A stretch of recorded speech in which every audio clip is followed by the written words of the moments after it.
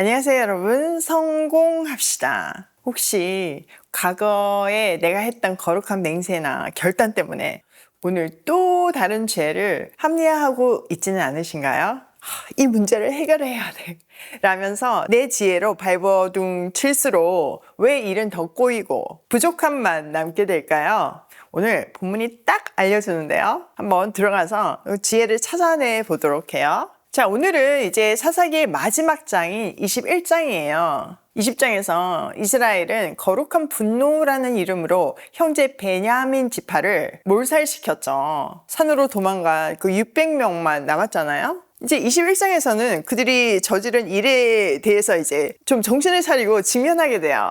그리고 뒤늦은 후회를 하면서 뭔가 수습을 해보려고 하는데, 자, 일단 한 구절 한 구절 살펴볼게요. 1절, 이스라엘 사람들은 이미 미스바에서 우린 가운데서는 아무도 딸을 베냐민 사람과 결혼시키지 않도록 하자 하고 맹세한 일이 있었다. 이스라엘 백성은 베델에 이르러 거기에서 저녁이 되도록 하나님 앞에 앉아 소리를 높여 크게 통곡하였다. 그들은 울부짖었다. 주 이스라엘의 하나님, 어찌하여 이런 일이 이스라엘에서 일어났습니까? 오늘 한 지파가 끝내 이스라엘에서 없어지고 말았습니다. 다음날 아침이 되자 백성은 일찍 일어나 거기에 한 제단을 쌓고 번제와 화목제를 드렸다. 와, 방귀 낀 놈이 성낸다는 말이 딱 들어맞는 그런 내용이죠. 자, 이 일이 어떻게 일어났어요? 레위가 자기 소견에 오른 대로 일어난 사건을 클리어하게 얘기하지 않고 자기 식대로 얘기해가지고 전쟁을 붙였잖아요. 그래서 이스라엘 지파들이 막 화가 나가지고 하나님한테 묻지도 않고 베냐민 지파하고 전쟁을 하잖아요.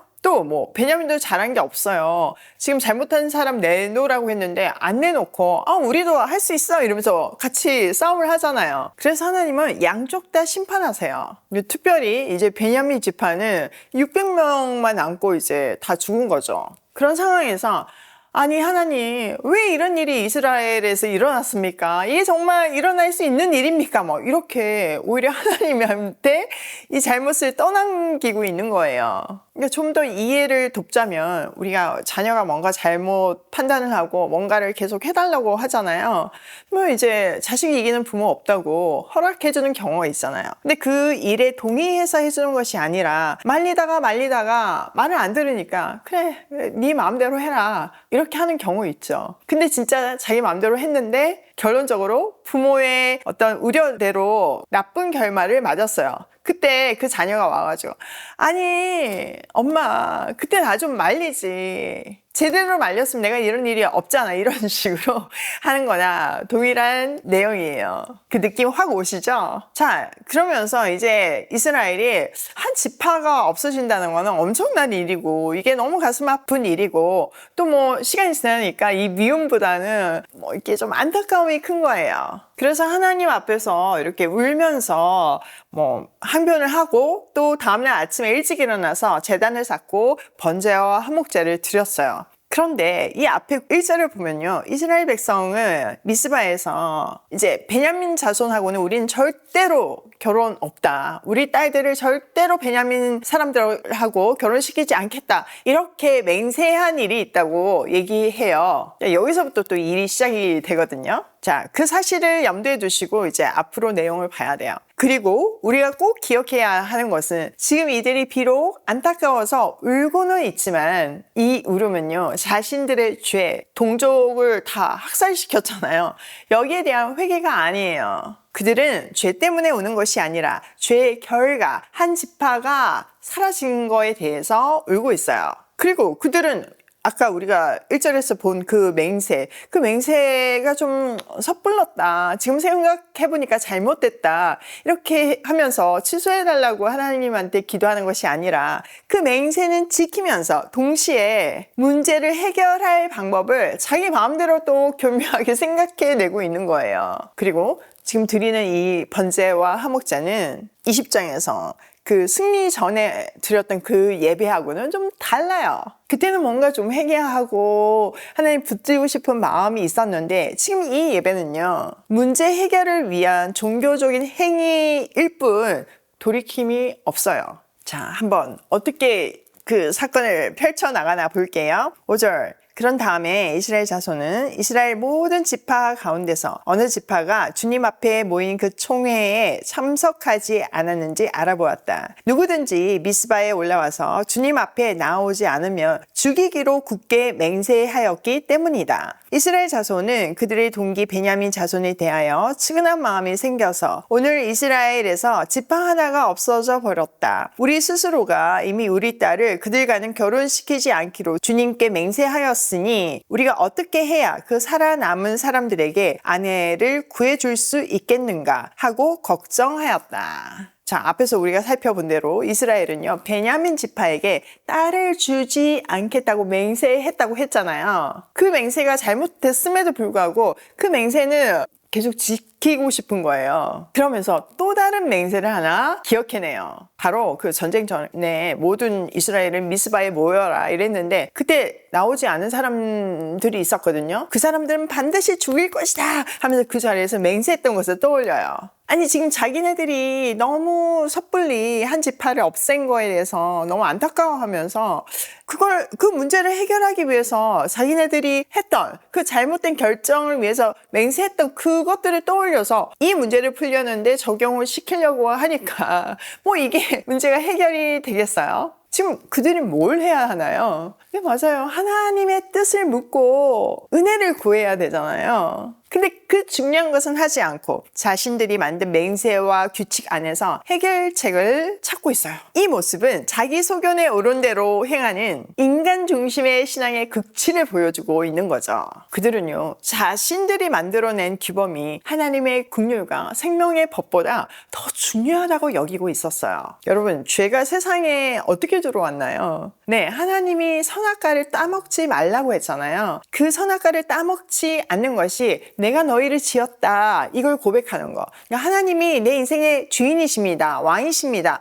이걸 고백하는 의미로 따먹지 않는 행동을 하는 거예요. 하나님은 그렇게 해야지만 인간이 인간답게 살고 하나님 안에서 그 생명을 유지할 수 있다고 얘기하시는 거거든요. 그런데 그때 어떻게 했나요? 네, 맞아요. 따먹지 말라는 하나님의 그 명령 위에 따먹어도 될 것 같아 라는 자기의 생각을 위에 둠으로 해서 결국 자기 생각대로 따먹잖아요. 그때 성경은 죄가 세상에 들어왔다고 얘기하고 있어요. 그러니까 말씀대로 살지 않는 거, 그거 자체가 죄인 거죠. 지금 여기서도 하나님의 긍휼과 은혜의 말씀 위에 내 맹세가 한 게 있어요. 베냐민에게 우리 딸들을 주지 않는 거. 그리고 두 번째 맹세는 미스바에 모이지 않은 그 사람들을 다 죽이는 거. 그러니까 이거 갖고 지금 이 베냐민 문제를 풀려고 하니 이거 자체가 죄라는 거예요. 사실 지금 그들이 한탄하고 있는 게 베냐민 지파가 사라지게 되었는데 그 베냐민 지파 살아남은 600명에게 아내를 구해주지 않으면 그 지파가 사라지게 되었으니까 그게 안타까워서 한탄하잖아요. 그런데 자기들이 한 맹세가 있으니까 그걸 못하니까 방법을 찾는 거잖아요. 가장 명확한 방법인 하나님께 묻는 것을 잊고 있어요. 여러분, 우리 삶에도 이런 정말 어처구니 없는 일이 벌어지고 있지 않은지 한번 체크해 보면 좋겠어요.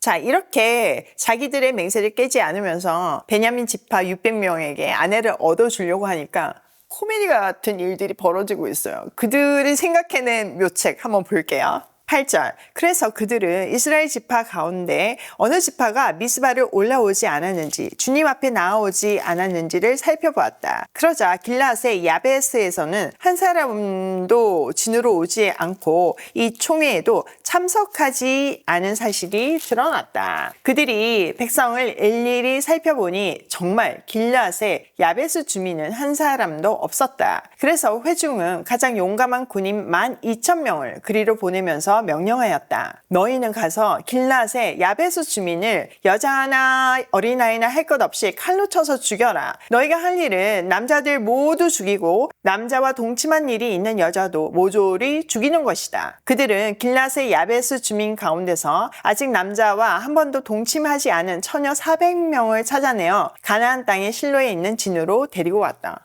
너무 황당하지 않아요? 아니, 이렇게 동족을 죽여가지고 지금 이 문제가 발생을 했는데 다시 동족을 죽임으로 문제를 풀려고 하고 있는 거예요.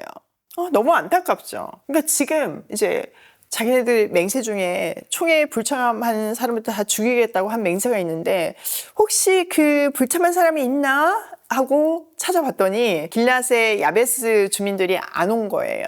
그러니까 그들을 죽여가지고 그들 중에서 여자들을 빼앗아가지고 여기 그 베냐민 지파 600명을 주면 되겠다 이렇게 생각을 한 거예요. 그래서 용사 12,000명을 보내서 진짜 다 전멸시키고 처녀 400명을 데리고 와요. 20장에서 기바의 죄를 징벌을 한다는 명분으로 베냐민 전체를 학살했잖아요. 그 죄가 다시 반복되고 있어요. 그들은 맹세를 지킨다는 명분으로 또다시 동족, 그것도 전쟁과 아무 상관없는 무고한 백성들을 진멸하는 죄를 저지릅니다. 이들은 길앗 야베스에서 처녀 400명을 마치 전리품처럼 끌고 오죠. 네요. 하나님이요. 이들의 일을 정말 얼마나 니네가 하고 있는 게 한심한지 내가 알려줄게 하고 딱 꼬집어 주는데요. 한번 볼게요. 13절. 그리고 나서 온 회중은 림민 바위에 숨어있는 베냐민 자손에게 사람을 보내어 그들과 화친을 선언한다는 말을 전하였다. 그때 베냐민 자손이 돌아오니 이스라엘 사람들은 길앗의 야베스의 여자들 가운데서 살려둔 여자들을 그들과 결혼시켰다. 그러나 여자의 수가 모자랐다. 이게 핵심이에요. 자, 전쟁을 할 때 그 림민 바위로 베냐민의 600명의 사람들이 숨었잖아요. 이제 그들에게 화평을 선포하고 내려오게 해요. 그리고 길앗 야베스에서 잡아온 그 처녀 400명을 주면서 결혼을 시키죠. 그런데요, 그들이 막 머리를 쥐어짜내가지고 해결책이라고 내놓은 게요, 다시 실패로 돌아가요. 자, 베냐민 사람 숫자가 600명인데 잡아온 사람은 400명인 거예요. 그러니까 여자가 200명이 부족했어요. 인간의 지혜와 계획이 얼마나 어설프고 불안한지를 하나님이 딱 이렇게 지적해 주시는 거예요. 지금 여기서 보면 문제를 해결하려고 할수록 더 큰 문제와 더 큰 결핍에 부딪히게 되죠. 내일 이어지는 내용도 정말 너무 웃겨요. 근데 그들은 너무 심각하게 그게 그들의 지혜라고 생각을 하거든요. 여러분, 이 어처구니 없는 모습을 통해서 우리의 모습을 봐야 돼요. 우리한테도 이런 모습이 있지 않나요? 여러분, 이 순간 성령께서 정말 우리 안에 이런 죄들을 다 떠올려 주시기를 소망합니다. 그래서 그 문제들을 내 말도 안 되는 이런 지혜로, 그래서 문제를 더 키우는 것이 아니라 온전히 하나님께 맡김으로 해서 회개할 거는 회개하고 돌아설 거는 돌아서고 용서할 거는 용서하고 벌 받을 거는 벌 받고 새 출발을 해야 하는 거예요. 그래야만 나의 미래가 보장됩니다. 여러분, 내일 아시나요? 솔직히 말해서 한 치 앞도 모르잖아요, 우리는. 그런데 그런 내가 내 인생의 주인이 된다면 내일이 두려울 수밖에 없어요. 내일이 불안전할 수밖에 없어요. 그러나 전능하신 하나님께, 나를 지으시고 나의 내일을 창조해 놓으신 그 하나님께 어떻게 가야 하는지를 묻고 모든 문제를 그분께 맡길 때 하나님은 답을 주십니다. 그리고 우리의 미래를 보장하십니다. 여러분, 어떤 인생 사시겠어요? 오늘 이 말씀 앞에서 새롭게 결단하는 우리가 되기로 해요. 자, 오늘 내용을 우리 삶에 한번 적용을 해보면, 첫 번째, 결과를 후회하지 말고 죄를 회개하자. 우리가 뭔가를 후회한다는 거는요, 죄에서 비롯된 결과일 경우가 많잖아요. 그때는 그 결과만 안타까워하고 후회하는 것이 아니라 그 결과의 원인이 된 죄를 회개해야 돼요.